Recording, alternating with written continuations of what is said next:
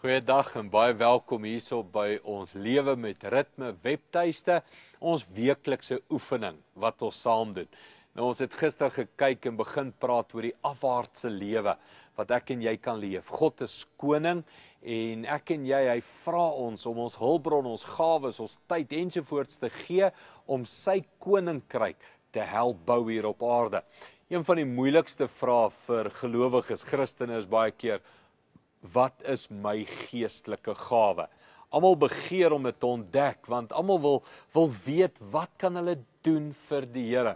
Nou ons gaan hierdie week bietjie oefen. Hoe kan ek my geestelike gawe ontdek? En een van die grootste maniere hoe jy dit kan ontdek is deur eksperimentasie. Nou die oefening wat ons gaan doen hierdie week is eerstens natuurlik trek 'n lys op van geestelike gawes. Wat jy kan raaklees in die Bybel.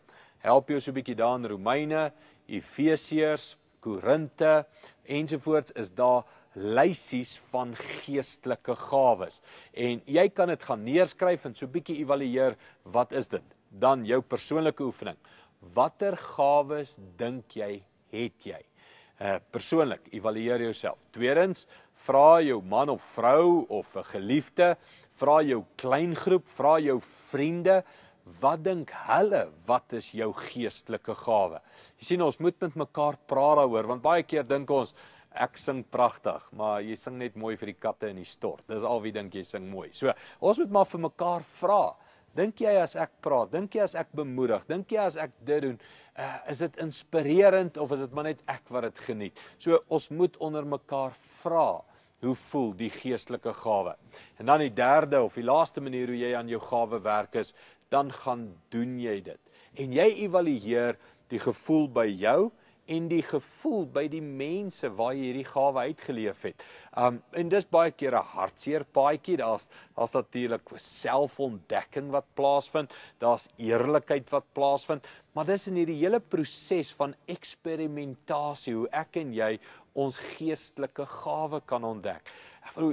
Jy dink jy moet dalk by die kinderkerk betrokke wees, nou gaan volunteer daar, een Sondag, stap daar in, kyk wat hulle doen, praat met kinders. Jy dink nie, ek moet dalk in berading betrokke wees, sit in, hoor, kyk wat daar gebeur. Jy moet eksperimenteer.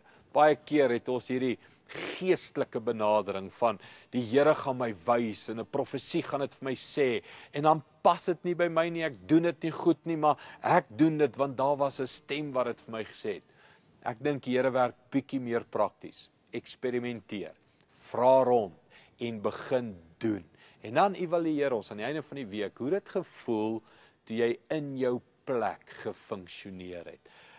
Hoe het vir jou gevoel, wat het dit vir die koninkryk gedoen? So kom ons gaan hierdie week en ons gaan oefen om beter te verstaan, wat is my geestelike gawe, hoe en waar kan ek dit uitleef? Sterkte met hierdie oefening en ek glo en vertrou dat jy gaan jou gawe ontdek en jy gaan 'n verskil maak in die koninkryk. Goed gaan, tot volgende keer.